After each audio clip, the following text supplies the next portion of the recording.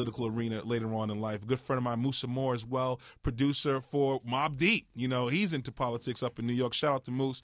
And a lot of us now, are moving in that arena, and hip hop is such an amazing platform because we're very political from day one, with Public Enemy and different groups that were in that vein sharing the message of the people. And now to put yourself in a position to actually, make a change and to be a instrument of change for the people is exciting as well. Yeah, I mean, we definitely need to give the callers the number. The number is 1-800-450-7876. That's if you want to ask us a question about the CBC and some of the events, or if you've participated in some of the events on the CBC and you just want to share some of your experiences, definitely give us a call. Again, at 1-800-450-7876.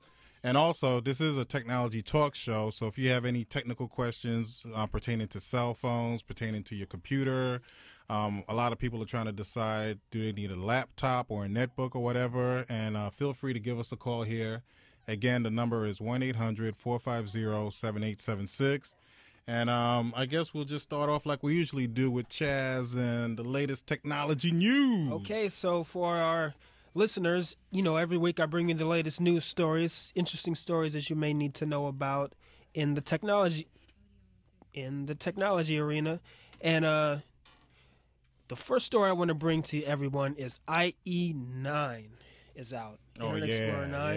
Yeah. Hearing about that. Yeah, I'm not really a big IE fan. I'm a big Firefox fan, personally. Mm-hmm. But there's a lot of people out there still using IE. Mm-hmm. And they have the new version 9. Let me just go through a couple of the features that are out. First, it's supposed to make your internet browsing experience much faster.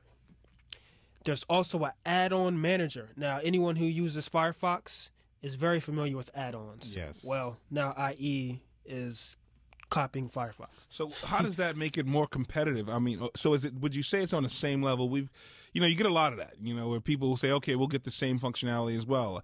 Is it really functioning the same way? I mean, do you think it's equivalent? Is it like the Macs trying to catch up with the PCs trying to catch up with the Macs?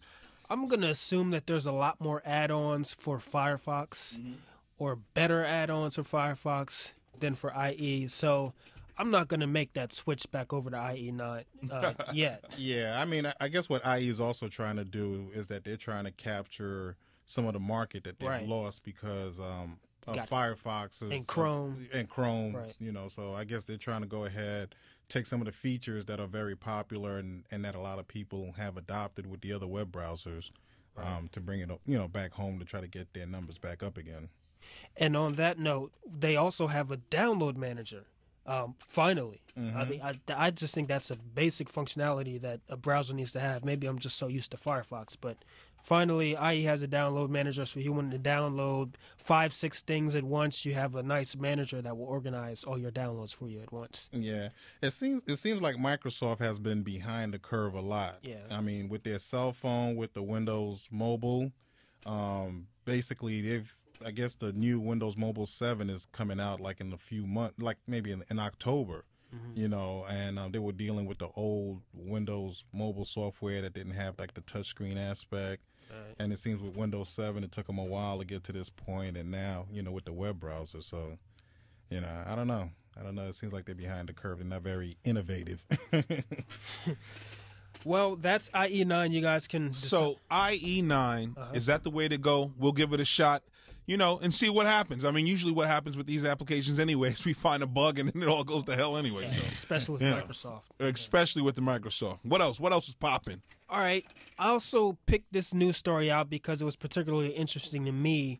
BlackBerry, despite widespread speculation that it's past its prime, Research in Motion, the BlackBerry makers, reported quarterly profits that beat analyst expectations, and now they're issuing a more upbeat forecast. So basically, BlackBerries are still selling.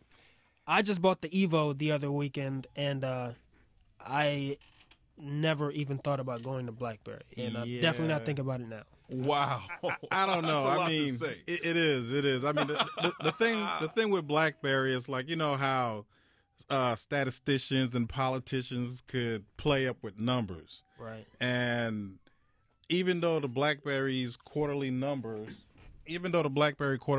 are high, but the number of actual subscribers were a lot lower. Right. Oh, okay. So, I guess it's how you want to play with the numbers. If you're not getting, a certain amount of subscribers per month, then it means that you're probably slowing down, Right. with your total sales of your phone. But it's going to be interesting to see if BlackBerry could survive, because iPhone and Android is real tough right now. Well, one thing I want to say is only 20% of all handsets on the market are smartphones. Yeah. So there's a lot of area for competition out there. Mm-hmm. And the smartphone market is constantly growing. So Yep. BlackBerry can exciting. still compete. Well, speaking of growing, so is our listenership.